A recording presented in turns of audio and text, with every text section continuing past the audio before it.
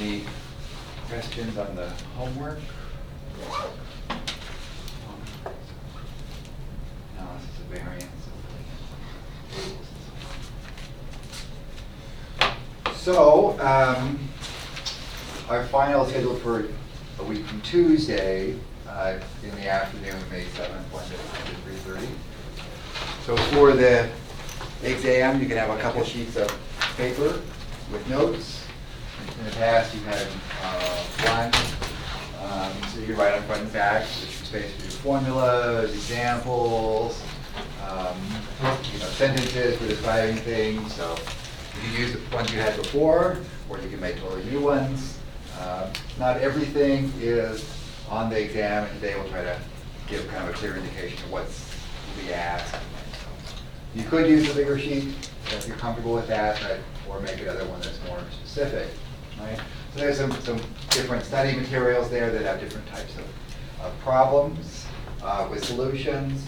And the advice, as before, is to do some studying, make up your formula sheets, homeworks, or study problems, or lecture in areas that you feel less comfortable in it. And then sit down and try and do one of these as a study problems through and answer the questions. If you can quickly find which type of problem it is and what formula to use, and then apply those, right? Then that would be a good indication that it's clear to you what's going on. And then if it takes you a while to find it, you might want to make a little more notes, like what are you looking for in this type of problem? You can write out hints and clues for you to look at there. And then we'll go over, I guess we'll start looking at the final, this one, but we could go on to some other ones on Wednesday as well. I'll give you some tables, the normal table, T-table, and the chi-square table. So there'll be these 3 pages of tables to use on there, right? Right. So there's, as it says here, there'll be a question on ANOVA, chi-square regression. Those are mostly new things since the last exam. We did not have anything on comparing 2 proportions on previous exams. That would be an inference on 2 samples. And we didn't have specifically something on inference for 1 mean. It could be a paired sample where you take differences and look at the average difference. Right? The other 2 topics that I plan to put on there is something like conditional probability. There's probability trees. I think those are very useful, particularly in biological sciences for looking at probabilities, and something about computing for the normal distribution. On the last exam, there was some rewrites from parts of those problems. It'll be like that again. So to kind of reinforce the learning, I'll put something on there, and so study that again, calculating normal tail areas of probabilities. Yes? So the 2 proportions and inference for 1 mean will be on there? Yeah. Yep. That's what I'm planning on doing, so you can study those specific things. There's a lot of different inference procedure, for different scenarios. We don't plan to put them all on there, but this is it's a heavier mix toward the end of the semester, but it has a couple of key things from before. Now, mixed into that, there might be something. Here's a graph of, I'll talk about some box plot of the data. Describe what's there. Right? That kind of goes along with doing analysis of variance and looking at data. Or it might be, the data might be observational. So even if you get a significant result, there might be a significant bias. So there's a little bit of thinking about the value of randomization, a little bit of interpreting confidence intervals hypothesis, not as much as the last time, right? That had that separate problem on those. Right? But let's look at the context of a problem. What does it mean if it's significant? And so on. Okay. So we can look at a little bit more of elements that might be in a few of these things. I guess I can make a little bit more of a list separate from this. So a little bit of what's on the exam, on the final, is analysis. Something on one-way analysis of variance. This is the focus of this homework 11. So if you have a graph comparing means, comparing groups, like side by side, bar chart, bar groups. Does it appear that there's differences between the groups? There can be a ANOVA table. There are some relationships in there that you can figure out without needing to do extensive computations. For instance, mean squares are some of the squares divided by their degrees of freedom. The degrees of freedom that we had for treatment was I-1, and for error was N-I.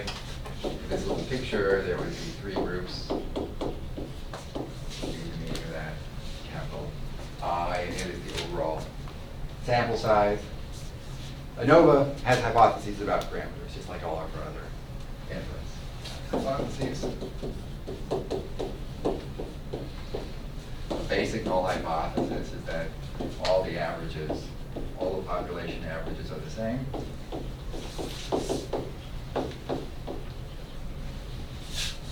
And an alternative, right, is that there's some average is different. At least one average is different. They could all be different, but at least one is different. We do a conclusion based on the F statistic and p-value. I'm not going to give you all these F tables. I'll give you a p-value and you can give me a conclusion. If it's a small p-value, we're going to say that the means are significantly different. So p-value less than 0.5 will reject the null hypothesis and then we'll be convinced that the means are actually different.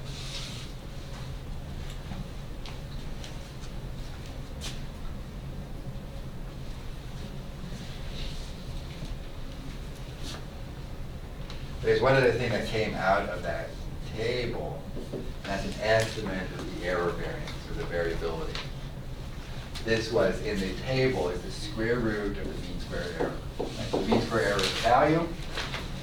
In the table, you read it off and take the square root, and that's the estimate of this. And we can do a confidence interval for a mean. Say the mean will group I.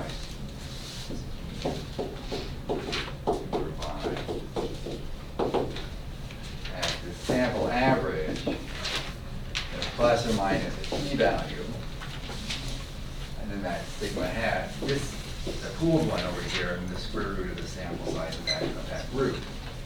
Right, this, if we're doing 95% confidence intervals, we can just do 95%.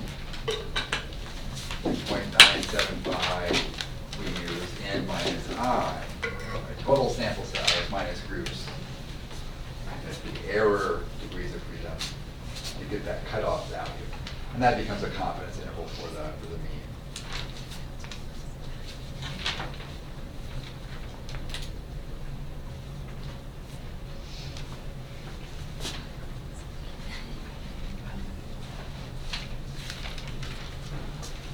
But that's very similar to what you're doing on the homework, right? Questions on the homework, you can bring them on Wednesday, we can go over the details. We'll look at another example today. Which part are you looking for? This n minus I, just underline, trying to just make it a little fuzzier.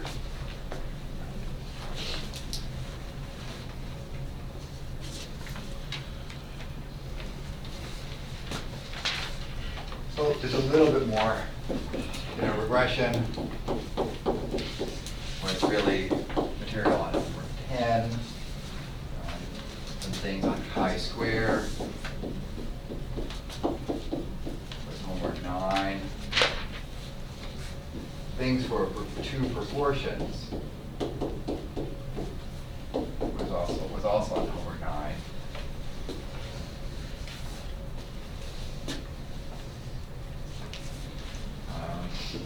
Confidence interval for one mean. Right? I have x bar plus or minus a t value, n minus 1 degree of freedom. S over square root. And that confidence interval for a mean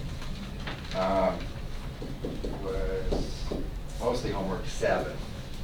So that topic was covered just before the second exam, but wasn't particularly examined there. But the confidence interval for me was a key example for understanding what a confidence interval means and so on. Conditional probability in trees, that same on exam 1, the third problem there did that. You know, so there's a couple study problems on this conditional probability in trees that are there. You could also look back at the study problems for exam 1 on those. You know, it's really asking you to focus in on a few things, right? So you get more examples of those. And then normal probability. Normal probability calculation.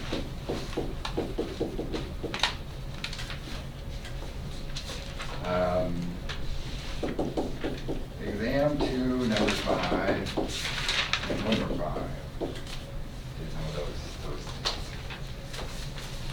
So that's kind of the focus of the exam. Not that I don't think that the other stuff would be perfectly fine for exam, but just, you know, time's short, and you focus on this, it hits some key highlights, and is representative of particularly going into the inference procedures, with a few other bits and pieces. We're in here during that time, right? What? For the finals, we're in here? Or- Yes. Okay. Yeah. We're in here. We can spread out as much as we can. Yeah. For the final, is it gonna be longer than an average exam? It'll be longer than those hour exams, but you know, instead of 5 questions, it might have 6 or 7. Okay. So it's not going to be double. So it's not gonna take the full 3 hours? I don't think it'll take the full. I think we have 2.5 hours scheduled, so I don't think it will, but you'll have that time. And you know, that way you check things, you write down a lot of notes, you can do a lot of, you know, fill up those 2 pages with details and examples, you can do a lot of checking, and you know, would ask you to describe something, you can do a very good description. Now, that doesn't mean go slow during that. I mean, it means try to do as much as you can pretty fast, so you have plenty of time. Don't take half an hour for each problem, just because you might have that amount of time. So anyway, yeah, so not double, but a little bit longer, you know, 6, 7 questions, 2, 3 parts each, something like that. All right, so let's look at an example today. So this example, earlier in the semester, we had some data from Professor McCabe on extremes, where St. Michael students had gone out and gathered water samples and measured insects and things in there. Professor Richardson and Vander Tate Tomosulo in psychology gave me some data related to the study they did. Right? And this one really hits a lot of the things that we talked about with experiments and setting up studies. Right? So the purpose of this one was to look at the relationship between stress and spatial performance. Right? So they got some volunteers, 47 volunteers. They were randomized to 2 groups. One was a control group that was low stress or no stress, and the other one had an extra stressor in there, and then they had the people do a virtual reality test, spatial virtual reality test, and then something called a different test, a perspective taking test that has to do with spatial recognition and finding things, right? And the stress condition was, they had everybody come in, and it's kind of interesting looking through, I posted this article on there if you want to look at it more, right? So they thought about, from a standpoint of making things equal. Right? They wanted everybody coming in to have not had any alcohol or tobacco or caffeine or heavy physical activity for 12 hours. They came in first thing in the morning, and didn't eat for at least an hour before that, so they wouldn't get any biological response, because something they're measuring is cortisol and other blood chemicals, right? And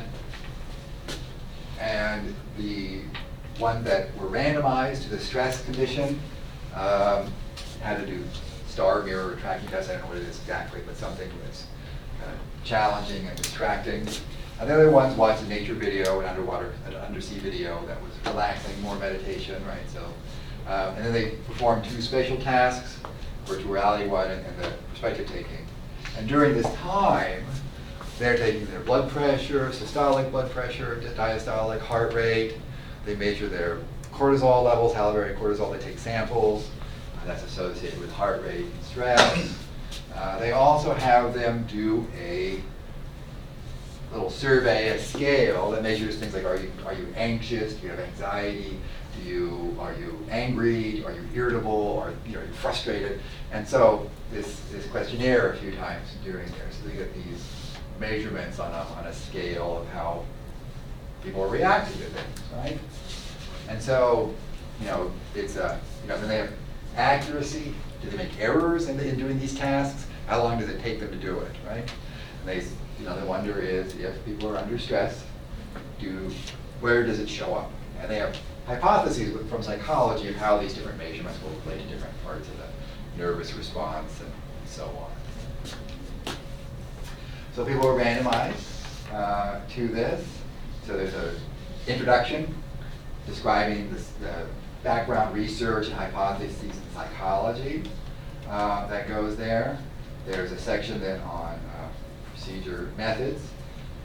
47 participants, 22 men, 25 women, 18 to 30 non-smokers. Average ages and standard deviations are given there as descriptions of the sample. So if you're thinking mean plus or minus a couple standard deviations, you get most of the values. But you get the range, 18 to 30. So our basic descriptive statistics we use there.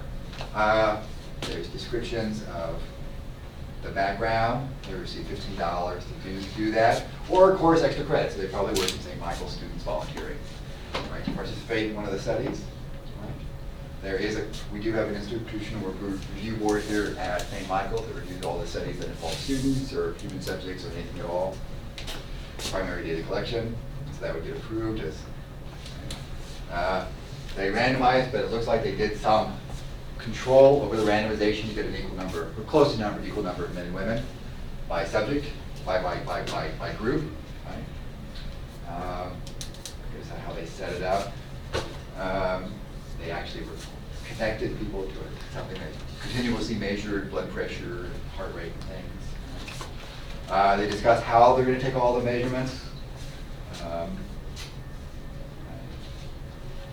So people could reproduce that.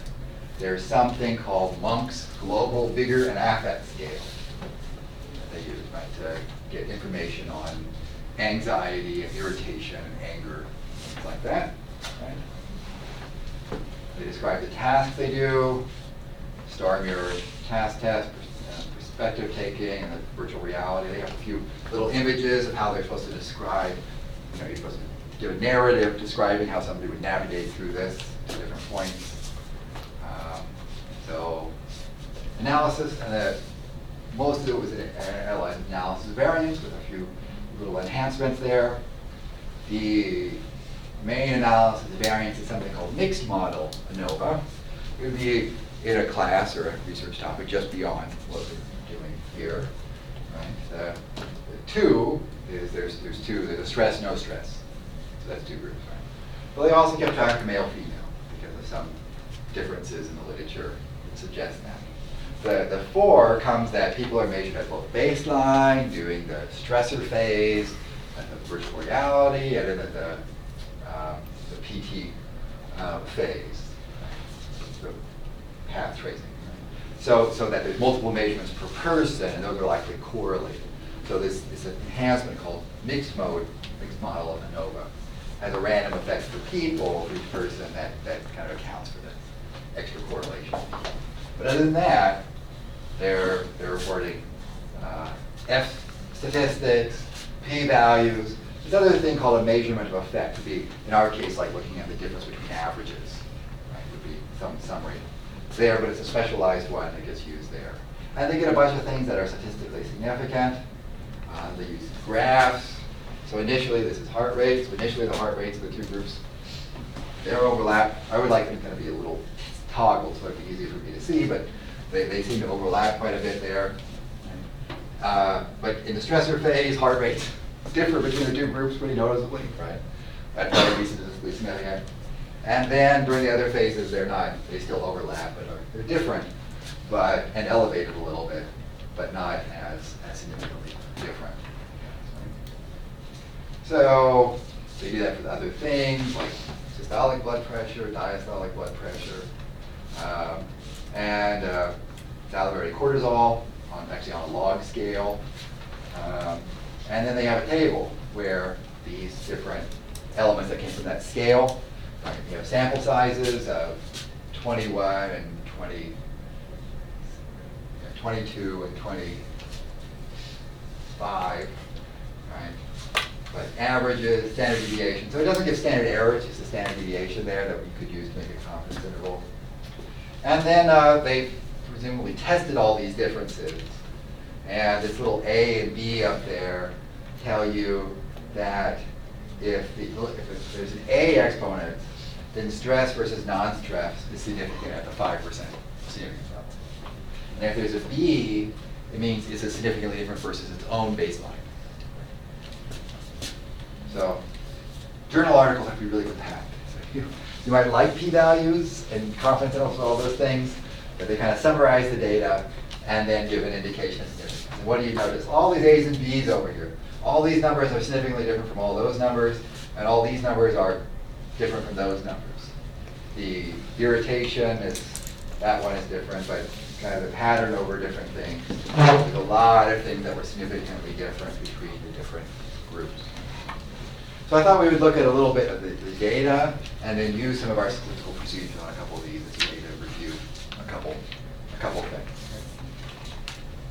But I think it was interesting, everything that goes into the article and how they put it all together. And you know that the F-test and that mixed model ANOVA are just beyond, would be the next class in this. But basically, the concepts of how the data is set up, hypothesis tests, like these two sample t-tests, I think are exactly what we're doing.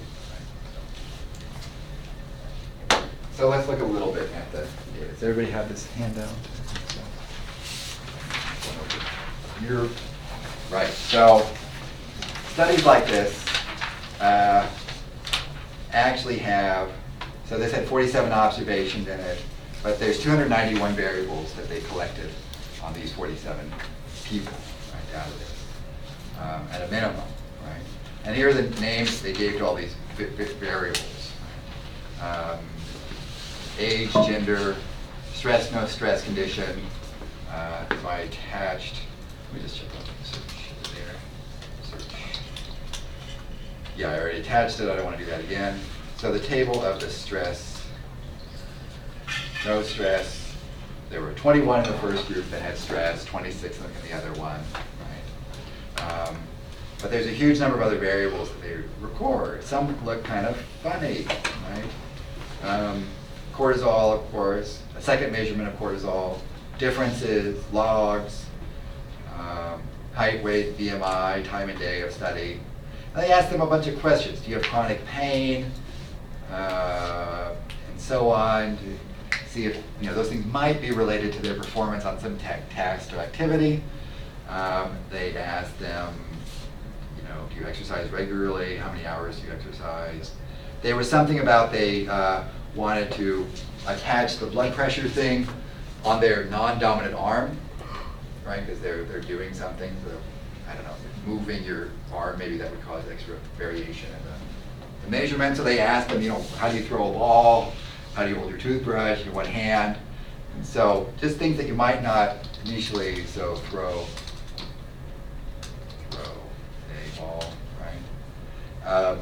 I think that the scale must have been 1 is always left and 5 is always right, and 2 and 4 are sometimes, or 3 is half and half. So most people said right or mostly right, and a few left-handers were in the study. Right?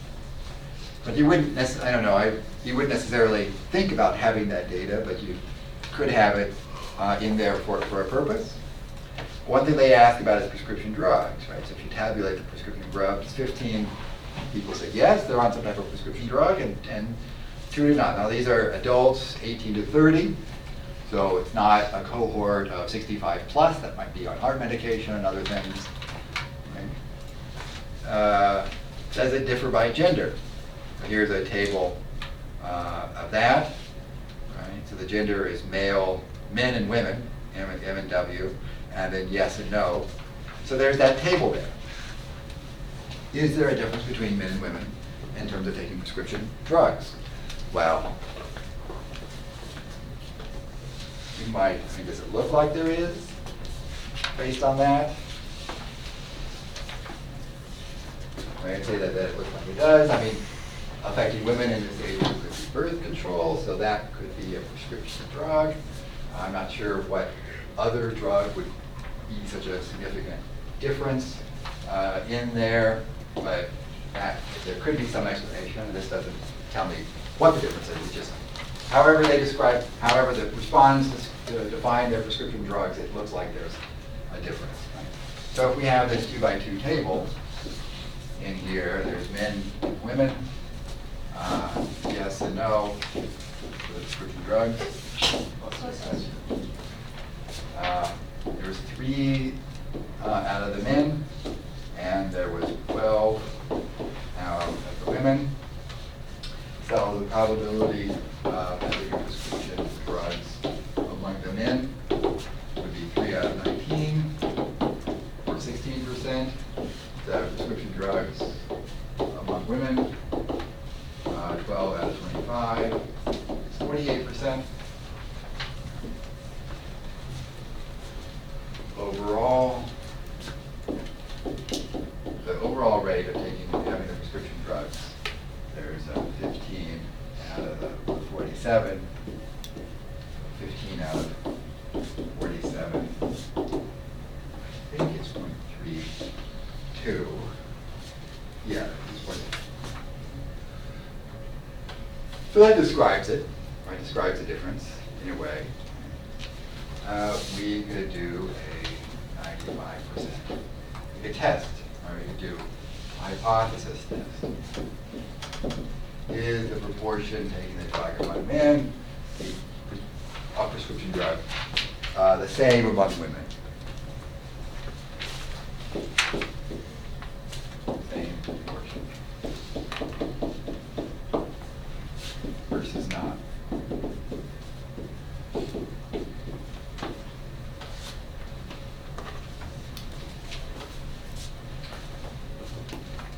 So to do that hypothesis, we can calculate a z value, a z statistic for comparing these 2 things up here that I wrote words.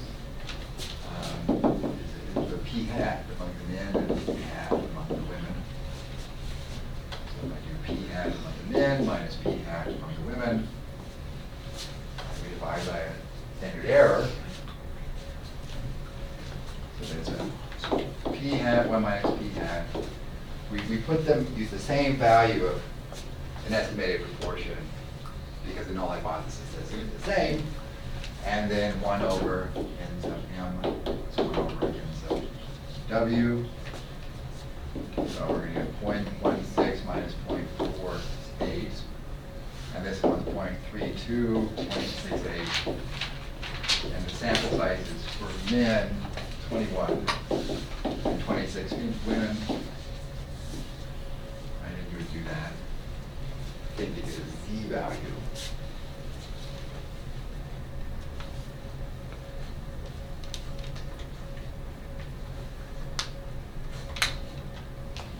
So what is that? I'm not totally sure what that comes out to be. Maybe if we calculate it. So 0.16 minus 0.48 divided by the square root 0.32 times 0.68 times 1 over 21 plus 1 over 26 is negative 0.234.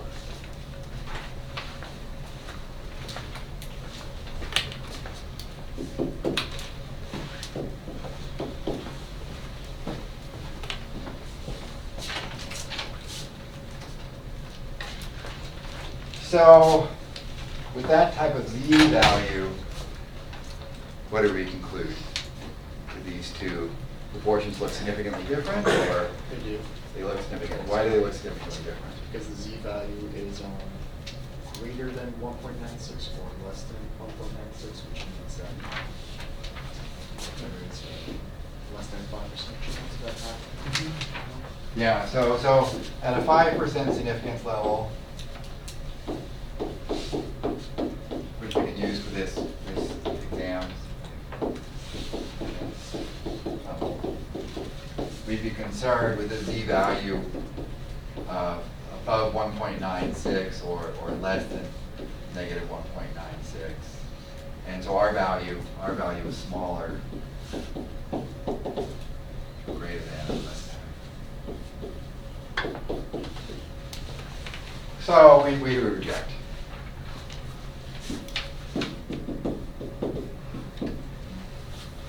What is the probability that a standard normal is less than negative 2.34? This kind of ties into the calculations for the normal. I mean, let's look at our table. I can get it up here. So I have these. So our normal table looks like this, right? It has a cutoff value. We won't have any negatives. We can look up 2.34, right?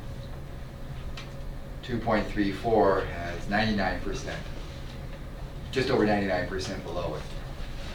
So 2.34, right on this thing, is our 0.9904. So we have a normal picture. There's 0 in the middle. There's 2.34. And over here, 0.9904.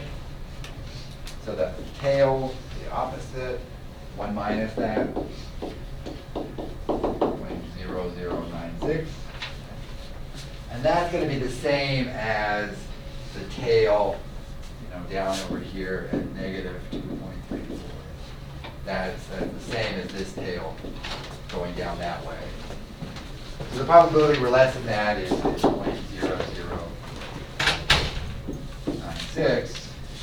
The p-value in a two-sided thing would really be twice that. So still, as a small, less than 5%. Really for this, doing the hypothesis test conclusion, either based on the z-value being large or figuring out the p-value, either way would be fine. There's another way we can do this test, right? We have a 2x2 table of counts, right? This could also be a chi-square, right? We'll get the same conclusion that they won't be independent, they won't be the same proportions, right? Any questions on the test about proportion?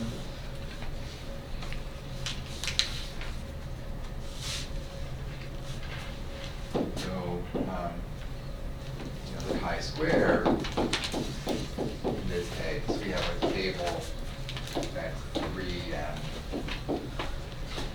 19, is that what it was? Yeah, 3 and 19 for 22, and 12 and 13 for 25. And if there, and so there was 15 and 32 and 47.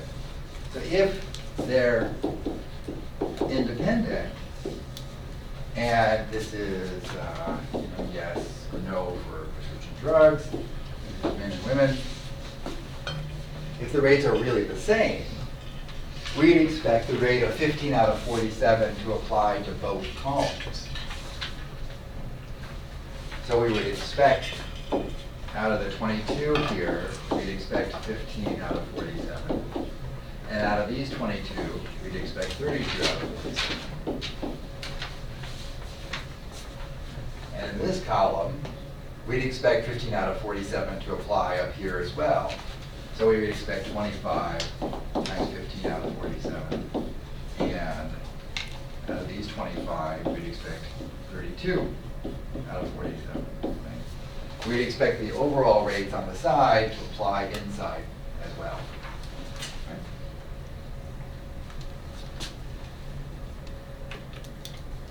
So my style of asking this, I might ask you to calculate one expected value. Right? So if the rates are the same in men and women, right, it's the same as this margin over here, how many would you expect? How many men would you expect to be yes? Well, with 22 men, you expect a certain fraction, about 32% to be yes. So if you, those numbers, if I squeeze them in, they're 7.02, this is 7.98, these add up to 15. This one you'd expect to be 14.98, and this one you'd expect to be 7.02. This also adds up to the margin. This adds up to 22, and this one adds up to 25. The edges, the margins stay the same, but the expected are different. Are expected very consistent with the data? Some pretty big differences, right? Overall, if you do the chi-squared, and I probably would give you the output from that, the chi-squared statistic for this one is 6.36. We compared that to certain degrees of freedom. The number of rows minus 1 times columns minus 1. And so in this case, it's two of each. 2 minus 1 and 2 minus 1 is just 1. So we're going to look at a chi-square with just 1 degree of freedom, and then calculate, and then pull off the large, how big of a value would we expect to have on that. So if I look at the chi-square table, we're looking just in the first row here, because it's just 1 degree of freedom. And the 95th percentile of that is this 3.84. That's actually 1.96 squared, but it's 3.84. So if we're bigger than 3.84, we're even further out in the tail, and we're going to end up projecting. So this thing, the 0.95, they're at 3.84. We're out here at 6. So we're out further. We're out the tail, out where it's extreme. And so we reject. They're not the same.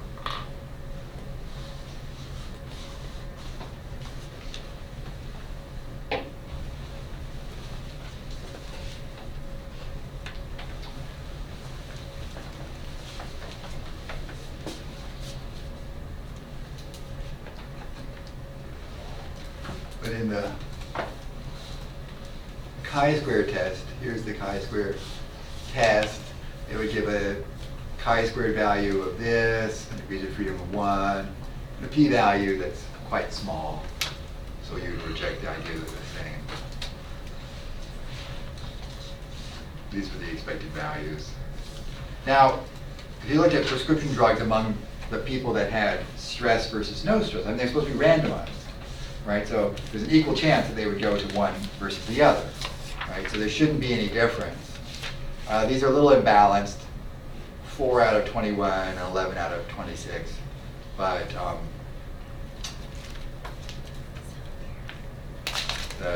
we do the chi-squared for that one. It's still, the chi-squared now is 2.89. It's not as extreme. It's a little closer to balanced. It's almost imbalanced, like they got an unfortunate situation with more people on prescription drugs in one group versus the other. One group has a slightly higher proportion of women than the other, but not too much. In any case, the p-value ends up being not significant. That one doesn't quite make it. But expected values are here. They're a little different from these, but not nearly so as the other ones. But any question on the chi-square, comparing proportions? Now, something else we might look at is correlations. Right? So here's a plot of this heart rate, systolic blood pressure, and diastolic blood pressure. And the B1 is at baseline, right, before everything gets going. Right? So they monitor it there. Here's some plots. Do these look, how would you describe these plots? Does it look like there's much of a relationship going on here between these things? Not too much. There's a little bit of a suggestion of a pattern going up there, but it's kind of weak. Generally, blood pressure, systolic and diastolic go up, but not all the time. It's a weak relationship. The VR one is after the virtual reality. So they've been through the stressor, and this is the first kind of significant thing after that. So those plots, heart rate versus these two things are kind of no relationship. But this one looks a little stronger. All right, if you just wanted to plot maybe that one to see if there's a relationship. VR1, diastolic blood pressure, and then VR1, systolic blood pressure. There's a little bit more of a relationship.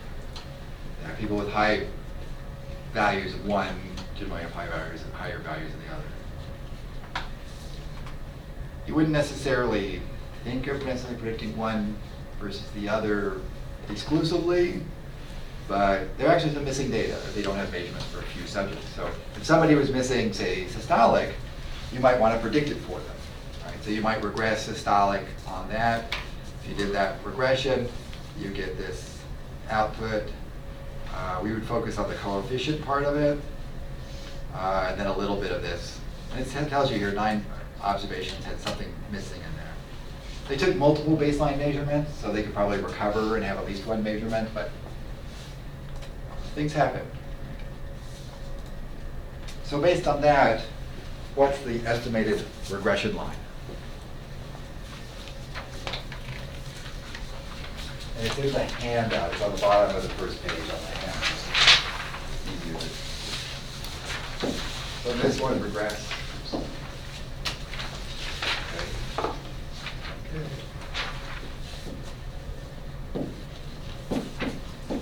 So we're going to regress systolic blood pressure. That's our Y variable on diastolic blood pressure. Right.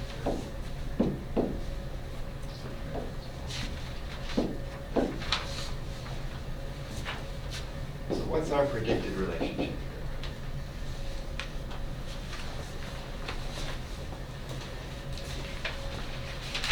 You see an intercept there, and then the name of one of the variables is the VR.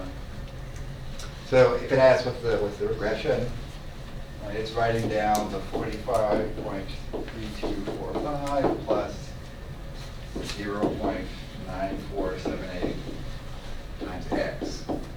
Or you could write diastolic blood pressure there. This is the estimated systolic blood pressure. Over there. What's the range that's suggested? A kind of a target medical range for blood pressures. Yeah. 120 over 80. 120 over 80 is good. I mean, 120 over 80 has been the recommendation for a long time. 115 over 75 is even better. So how much do you want to push people to do that? So that's about a 40-point difference. Our intercept is almost 40. Right? There's about a 40-point difference in those things. Right? So you get a diastolic blood pressure. You scale it up almost like 1, right? And then add 40 to it. It's not quite like that, but it's kind of it's kind of like taking the diastolic and adding 40 to it. It's pretty close. So it makes some sense. What if somebody has a diastolic blood pressure of 100? Beyond that, slightly high. Not extremely high, but it's high. What do we predict? Once you have the equation and the x value, I think it's like around 109. I think either 109 or like 200. for this one? Yeah. So once you have this equation, in this particular case, we're just going to plug that in there. Maybe biologically you're thinking that it's that way. That might be true, but what we want in this case, given a value of x, we're going to plug that in there, multiply it by 100, multiplying by 100 is 94.78.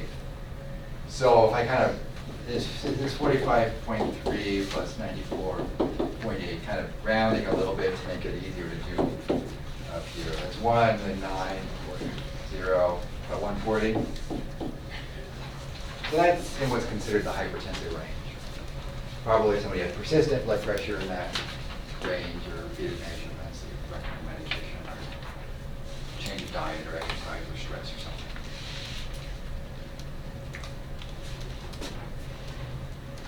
Right. What percent of the variability? So on the second page, a little bit more. Well, I guess we do something on the first page. Is it statistically significant?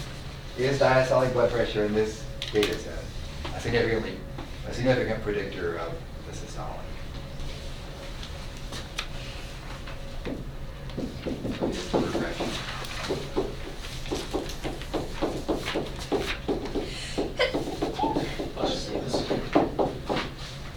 Is it a significant predictor?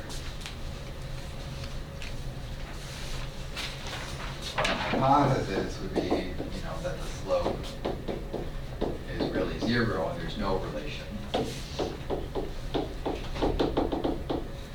Versus an alternative, that the slope is not 0. There is some relation between these two things. And it's all in this coefficient line. There's an estimate, standard error, p-value, and p-value that's very small.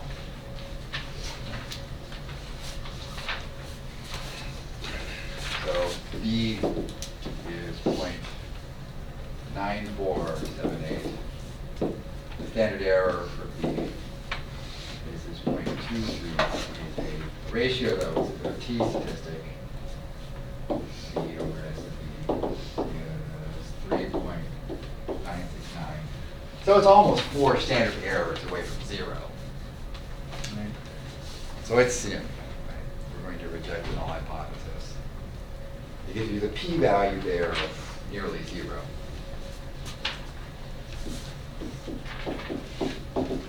Zero, zero, zero, zero. Right? So based on either of these things, we're going to reject the null hypothesis and conclude that there is some relation that exists. It's a positive relationship. Right? What percent of variability gets explained by this relationship? That's on the second page.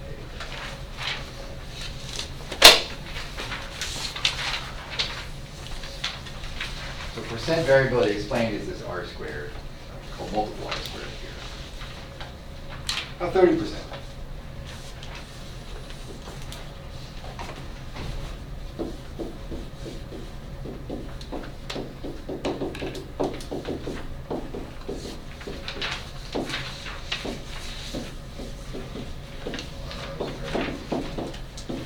Or so. So it's not trivial. It's not 90%, but it's there's something to it, some relationship. But blood pressures are pretty noisy. Right.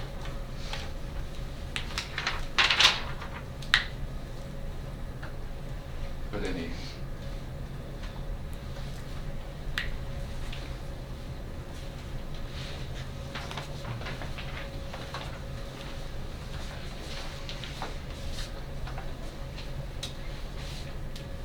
one other example. The primary method for concluding based on series ANOVA, at least we can do some ANOVAs. I'm going to go down this a little bit here. Do I have a box plot? Cortisol, they've taken log of values because it's kind of a skewed distribution. But here's the stress, no stress. The number 1 is the group that is stressed out by that extra task. And the other one that gets to watch undersea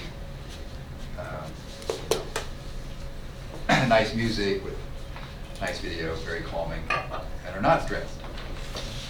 Just having them sitting in the room probably would not be comparable, but having them exposed to something, I guess, is better.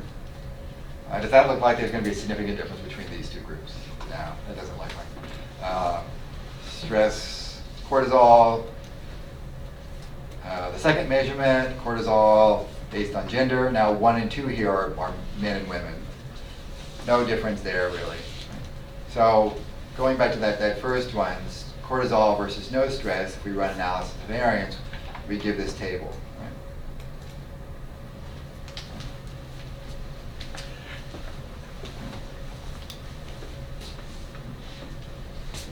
So why do we get these degrees of freedom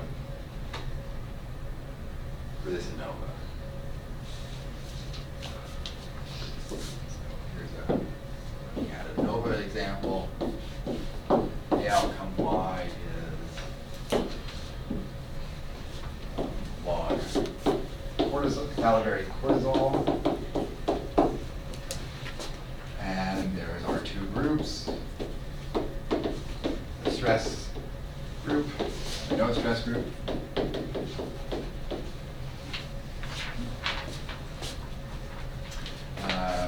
So there are groups, also called treatment. There's one source of variability, and there's error, or within group, in total. And there's degrees of freedom that goes along with these, sum of squares and mean square, F, and the p-value. How do we get the degrees of freedom?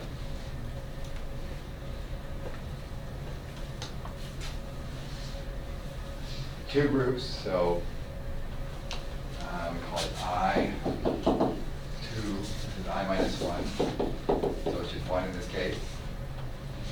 The denominator is n minus 1. There was 47 subjects minus 1, so there's 46 that are there. And this difference is 45. You take the number of subjects minus the number of groups, so 47 minus 2 gives you that. So that's where the degrees of freedom come from. I won't ask you to do any calculations from the raw data in terms of the sum of squares. But there are certain relationships. So if I gave you a sum of squares for this second one, down here, where is it?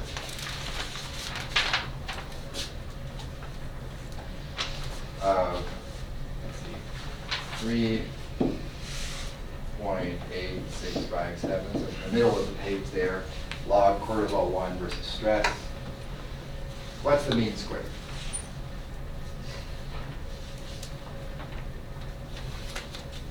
Mean squares are always sum of squares divided by degrees of freedom. Just like when we had S squared, the sum of square deviations of our data divided by n minus 1, that's divided by something like the degrees of freedom. So we take the mean square, the sum of squares divided by degrees of freedom. So this value here is 3.8657 over 45. So it's a small number. It's 0.0859 goes there. So we've looked at a few relationships in there, right? But I'm not going to give you the F table. I don't want to copy a 6-page table just for one test. But the p-value is 0.87. Right? What do we conclude based on large p-values like that?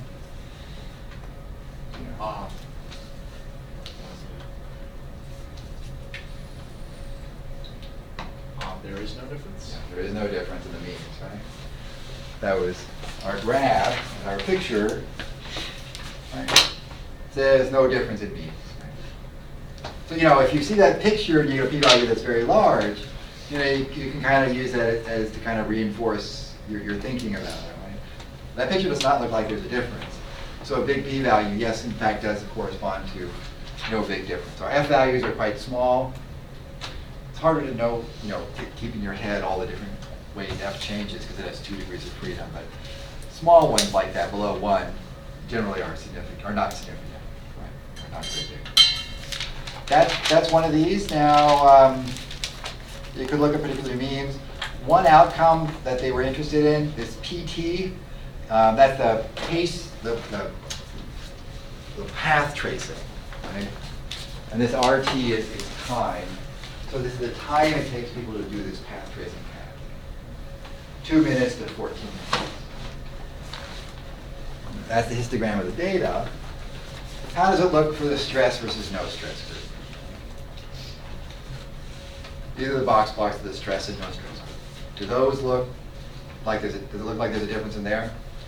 Yeah, I mean, there's a couple little outliers, but by and large, it's the whole distribution is shifted in there, right?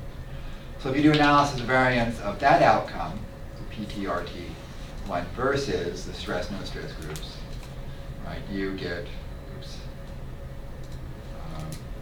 missed it. There it is. This ANOVA table. Degrees of freedom are the same. Sum of squares change because the variable has changed.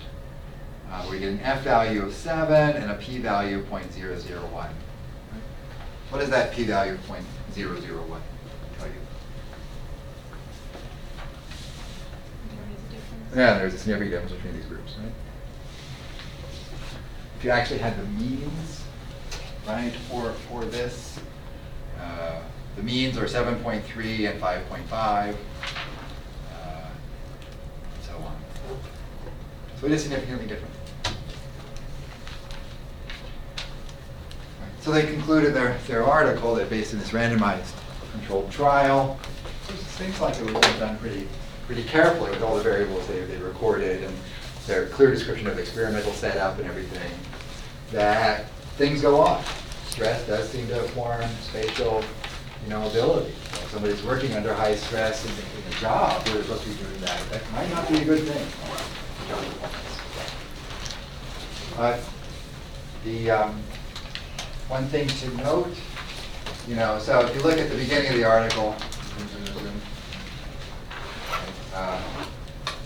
in here, right? So they submitted it in 2010, which is, and then it was probably sent back to them with corrections, questions, comments, right? Maybe new sources for literature and things like that. They revised it over that next semester, and it was submitted in 2011. It was accepted quickly after the editors reviewed it, and then published in October of that year. But you think about when this began, they probably had the hypotheses and ideas for this a couple years before it was submitted. They got a NASA space grant to study this, right? You can imagine astronauts in space, facial recognition, under stress, it would fit in a way, right? And then they'd have to have a whole, probably a year, where they collected data. Maybe students collecting that data over that year and then put it together that'd be pretty quick. For it's actually collected in the beginning of the spring semester and then putting it together. So the whole process of doing an article like this can be a couple, 2, 3, 4 years, and without being inefficient. It takes a while to do it. Plus the writing about the hypotheses and having these ideas, they might have fleshed out during a year before. So it's a while, the process to accomplish something like this. They also signed something that each author contributed to the article. Or two authors is kind of small. Right? But if they had a couple other research assistants and a couple other people, and had like 6 or 8 people, most of these journals require you to sign something saying what was your role as a journal, why you deserve authorship on this. Anyway, on Wednesday we'll go through some of the study problems, answer questions, and so on.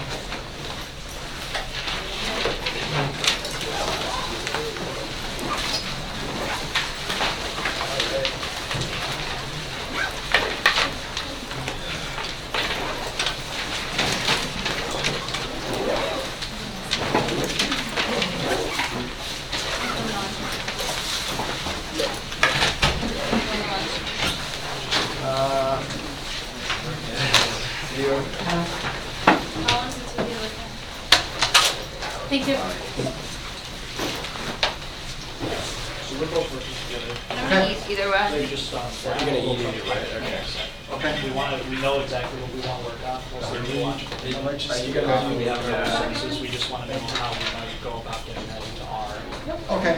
And do you have any data in some form, or just kind of? Yeah, we have we do have a data set that we have picked up. We just can't get it together. Okay. So maybe we could meet sometime, or we could want to send it. Is it in Excel now, or? I think it comes as I want to say it comes as an EML file. Okay. That's So kind of like a yeah. internet type file. Yeah. But maybe I can meet with some people, one person quickly today, and then kind of meetings for the rest of the day about the team search. But then, but if you would send it to me, Yes. and I could look at it, maybe we could talk about it tomorrow. Okay. If you want to get something to write, to do a little analysis of, write something up. Yep. But in the meantime, you could write up kind of an introductory paragraph about what the data are, what you're interested in, and things like that. So why don't you send it? Okay. I'll try to take a look at it. Okay. And everything in between. Okay, yeah, I can do that. And if that file doesn't read, I think it comes in multiple forms, so I might be Okay. able to send it as an XML file. I think Okay. is the other one. All right, if I can open it, I might kind of cut and paste and drop it into something and Okay. see how it works. So. All right. Okay. Thank you. Great, yep. Yeah. Mr. Lawson, so I'm filling out an application for officer candidate school Oh, okay. for the Marines. Yeah. I was wondering if you'd be able to be one of my references. Sure, I can. Thank you very much. So I put my. Yeah, just under this professor number 2. Thank you very much. Sure. How long would that process be? So it'd be the whole, since I'm already in the Army, Uh-huh. I kind of skip through all the medical paperwork. Uh-huh. But I send it in within these next 2 weeks, and if I get approved, then I'll have a 12-week training, so it'll be split by summer of my sophomore year and summer of my junior year. Yeah. And then the commissioning would be after that. after graduation. Graduation. So that's the goal. Great. That's the goal. Thank you very much. Yes. I appreciate it. I mean, if they, it needs a letter at some point, Mhm. or needs to call, Okay. so they can contact me about things. Awesome. Thank you very much. Okay, good. Have a good day. You too.